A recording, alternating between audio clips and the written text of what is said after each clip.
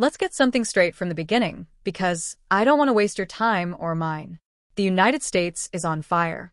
Not metaphorically, well, yes, also metaphorically, but quite literally in parts, thanks to climate disasters we pretend are just weather. But no one's paying attention because we're too busy having national meltdowns over pronouns, flags, bathroom signs, and whether someone with a foreign name got into Harvard. You know, the kind of stuff that keeps empires running strong. Meanwhile, back in what we used to call reality, people are going bankrupt over a toothache. Others are spending half their income just to not be homeless. The only thing inflating faster than the cost of groceries is our capacity to care about distractions. I mean, who needs healthcare reform when you can scream about drag queens reading books? Who cares about the $36 trillion national debt when you've got 36 different genders to panic about on cable news? I'm not here to hold your hand. I'm here to say it. This country has become a theme park of stupidity, and while everyone's arguing over who should be allowed to pee where, the ride is collapsing beneath our feet. Let's start with healthcare because nothing says developed country like GoFundMe being a leading healthcare provider. We have a system where getting cancer means also getting a second job if you're lucky. If not, you get to choose which organs you're willing to lose so your kids can keep the lights on. And the best part? There are actual people who will tell you this is freedom. Freedom, apparently, is dying quietly in your apartment because you didn't want to burden the system. The same system that gives pharmaceutical companies a green light to charge you more for insulin than a flat-screen TV. And yet, we're supposed to believe that the biggest problem facing America is some non-binary teenager in Ohio who wants to wear nail polish at school. That's the threat. Not the fact that your neighbor's kid is having panic attacks because they're scared to get sick.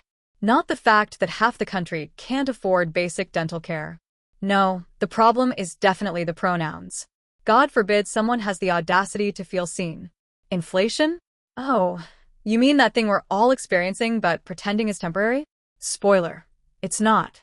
Everything costs more. Food, gas, rent, socks, you name it. Unless you're buying moral outrage, in which case, congratulations, it's still free and comes in bulk. The average person is now working just to stand still. Middle-class families are choosing between vegetables and their kid's birthday cake. But sure, let's debate whether a rainbow on a cereal box is destroying civilization. And don't get me started on the deficit. 36 trillions dollars. That's trillion with a T. That's more zeros than most people have functioning teeth, but nobody blinks because it's too abstract to care about. You know what's not abstract? The fact that every time you buy groceries, you feel like you're being mugged by the economy itself. And what's the solution from our esteemed leaders? More tax cuts for billionaires.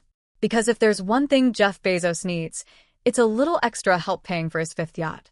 Now, let's talk about housing. Or, as it's now known, a luxury commodity for people who made the right womb choices and inherited property before everything went to hell. We are millions of housing units short. Half of renters are throwing away more than 30% of their income just to have a roof. A significant chunk of them spend over 50%. That's not rent, that's ransom. And still, we allow corporate landlords to buy up entire neighborhoods like it's Monopoly night at Satan's house. Homelessness? Not just a big city problem anymore. It's creeping into suburbs and rural towns. People with jobs are sleeping in their cars. Teachers, nurses, veterans of war. But hey, let's divert our national resources toward fighting over TikTok bans and the existential threat of college diversity quotas. You know, because nothing says stable civilization like letting actual humans live in tents while we pass laws about who can wear what swimsuit in a public pool. You want to talk about poverty? Fine. Let's go there. 53% of Americans identify poverty as a major national issue, which is impressive given that most of them are too exhausted to answer surveys. Millions of people are a missed paycheck away from catastrophe. Student loan payments came back like a bad ex, and now people who are already treading water are being pulled under by an invisible hand that only shows up to collect interest. Credit scores are tanking, which means people can't get homes, can't get cars, can't get jobs, and then we pretend it's a personal failing. As if the system wasn't designed for exactly this kind of collapse. The United Way 211 helpline received nearly 17 million requests for help with food, housing, and basic needs in 1 year. But go ahead, tell me again how letting two women get married is the real problem. Oh, and here comes my favorite part, mental health. Particularly among the youth. Because nothing screams land of opportunity like a generation of children who are more anxious, depressed, and suicidal than ever before. Suicide rates among people aged 10 to 24 are up more than 50% in 10 years. Among Black youth, nearly 80%. But we're still having loud, useless conversations about banning books and outlawing feelings. Children are drowning in a sea of hopelessness, and adults are too busy screaming at school boards over whether a cartoon character looks too gay. Maybe, just maybe, the reason kids are struggling is not because they saw a drag show, but because the adults around them have built a world that is hostile, collapsing, and utterly uninterested in their future. I haven't even touched the labor crisis. You think the workforce looks bad now? Wait until every electrician retires and nobody knows how to fix a damn circuit breaker. Baby boomers are aging out and young people aren't entering trades because they've been told that success only looks like a PowerPoint in a boardroom. We've got degrees collecting dust and baristas with master's degrees explaining why they can't afford rent despite working full-time. This isn't a job market. It's a house of cards where everyone's pretending to be okay. And through it all, we remain politically paralyzed. Not because we lack intelligence, but because we've replaced governance with performance. Bipartisanship is dead, murdered in broad daylight by a political class that now treats compromise like treason. Half the country wants to solve problems with legislation, the other half wants to solve them with memes. And in the meantime, nothing gets done. Ever. Infrastructure crumbles. Schools decay. Healthcare falters. But rest assured, someone somewhere just passed a bill banning imaginary problems, and that's what really matters. This isn't a crisis of resources. It's a crisis of focus. We have the money. We have the people. What we don't have is the courage. We're too busy feeding the outrage machine, too easily baited by panic about identity, race, sexuality, or national origin. Every second we spend arguing about whether someone's haircut looks woke is a second we're not spending fixing what's broken. You'd think a country this allergic to progress would at least be good at denial. But even our delusions are lazy now. We don't build imaginary utopias anymore. We just rehearse outrage theater while Rome burns. Or more accurately, while Akron floods, Phoenix bakes, and California decides if it wants to be on fire or underwater this season. Let's be honest. We are a nation with the attention span of a TikTok squirrel and the moral compass of a malfunctioning GPS. If you want to disappear an issue in the United States, all you have to do is make it boring. You see, poverty is boring. Debt is boring. Homelessness? Inconvenient. But the idea of someone wearing eyeliner in a school hallway? Now that's a headline. That's something that'll get the political donations flowing and the comment sections frothing. And the political class? Oh, they're not confused. They know exactly what they're doing. It's the oldest trick in the book. Bread and circuses, minus the bread. Distract the public with a morality puppet show while quietly dismantling everything from Social Security to public education behind the curtain. They don't govern. They narrate, usually in all caps, with a flag pin and a Bible they haven't read since high school. Meanwhile, the United States has become a masterclass in decline management. Look around. Our trains derail, our bridges collapse, our water is sometimes flammable, and entire towns rely on crowdfunding to replace school textbooks from 1993. But do we talk about that? No. We talk about what someone tweeted in 2014 and whether or not a Disney character is too androgynous for prime time. We are governed by press release and performative finger-pointing. Half of Congress should be paid in stage makeup. The other half should be billed for the therapy we'll all need from watching them dodge responsibility, like Olympic athletes. These people show up to hearings with poster boards of memes and then have the audacity to call teachers unprofessional. And can we stop pretending billionaires are going to fix this? The richest people in this country could eliminate homelessness, reform education, and rebuild infrastructure tomorrow and still have more money than the GDP of entire continents. But no, we have to believe that somehow the free market will solve it. As if we haven't already tried that for 50 years with nothing to show for it but broken unions, dead towns, and a rising number of people treating bankruptcy like a rite of passage. But here's what really gets me. We could fix all this. We could, in theory, decide to stop being dumb on purpose.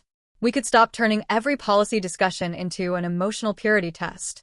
We could stop letting corporations dictate the national agenda. But that would require us to care about boring things again. Budgets. logistics, reality. And who wants that, right? Not when we can be told that the real problem is wokeness. Not hunger, not wages, not the fact that every college graduate with student debt is basically a modern-day indentured servant. Nope. The enemy is clearly empathy and long words. Let me give you a brief tour of what real priorities might look like in a functional society. Start with universal childcare. Just imagine not bankrupting parents for the crime of reproducing. Then public transportation that actually moves people somewhere other than existential despair. How about labor laws that don't allow people to be fired via text message or made independent contractors because a CEO needs a fifth home in Aspen? What about small towns? Remember those? Used to have factories, diners, dignity. Now they have Dollar Generals, fentanyl, and politicians who show up every 2 years to make promises and disappear like a bad Tinder date. We pretend we care, but only during election season. The rest of the time? Just another statistic on a graph nobody reads unless it comes with a horror headline. And don't forget the food system. Ever wonder why the produce is waxy and the meat looks vaguely radioactive? Because our food is designed for shelf life, not human life. We subsidize corn syrup and punish small farmers, and then act shocked when people develop chronic illnesses by age 40. But instead of nutrition education or access to clean groceries, we get ad campaigns telling us to just make better choices in neighborhoods where the closest fresh fruit is an hour away and costs more than rent. Let's pivot to education, that ancient relic we once respected. You know it's bad when teachers have to buy their own supplies, dodge school shootings, babysit a generation raised by screens, and still get blamed when little Timmy can't read by 3rd grade. All while politicians gleefully strip funding so they can redirect it into charter schools with Latin names and PR teams. But hey, at least no one's reading Beloved anymore, right? The elderly? Yeah, we've turned aging into a punishment. We act like Medicare is some generous gift rather than a tiny return on decades of labor. Nursing homes are understaffed nightmares. Pensions are a myth. And we treat every birthday after 65 like an inconvenience. Unless you're a senator, of course, in which case you can keep serving until rigor mortis kicks in and nobody notices. And what about justice? Not the performative kind with hashtags, but the kind that means the laws apply to people with yachts, too. We don't have that. We have a system that lets financial criminals skate while locking people up for stealing diapers. We have public defenders who manage 400 cases at once and prosecutors who treat convictions like video game points. But as long as we've got a good Netflix doc about it, it's fine, right? Now, let me be clear. I'm not anti-activism. I'm anti-misdirection. I'm anti-narrative management that treats marginalized people like moral clickbait while leaving the real machinery of suffering untouched. You can be trans, gay, immigrant, religious, atheist, rural, urban, whatever. None of that changes the fact that your landlord still doesn't fix the boiler and your health insurance has a deductible that would bankrupt a European country. You want unity? Here it is. Almost all of us are being screwed. Equally. Mercilessly. But we're so busy fighting each other that we don't even notice the boot on our necks is the same brand. It's just wearing a different costume in each state. And while we're at it, let's stop pretending this is accidental. This is strategy. If the working class ever stopped arguing over culture war garbage long enough to unionize, organize, and demand basic dignity, this house of cards would fall faster than a cryptocurrency scam. But they've built a maze of outrage, so dense you'd need a machete and divine intervention to cut through it. So yeah, I'm angry. But I'm also exhausted. Not because the problems are too big, but because the distractions are too stupid. I can't take another congressional hearing about a cartoon. I can't listen to another billionaire with a podcast explain how poor people just need to hustle harder. I can't sit through another news cycle about cancel culture while entire counties can't afford clean water or mental health services. You want to save America? Great. Start by admitting that the country is not dying from pronouns, drag shows, or cultural diversity. It's dying from greed, negligence, cowardice, and willful ignorance. And the cure? Stop watching the puppet show and start watching the people behind the curtain. Because if we keep choosing fake fights over real fixes, the only thing we'll have left to argue about is whose turn it is to light the next dumpster fire.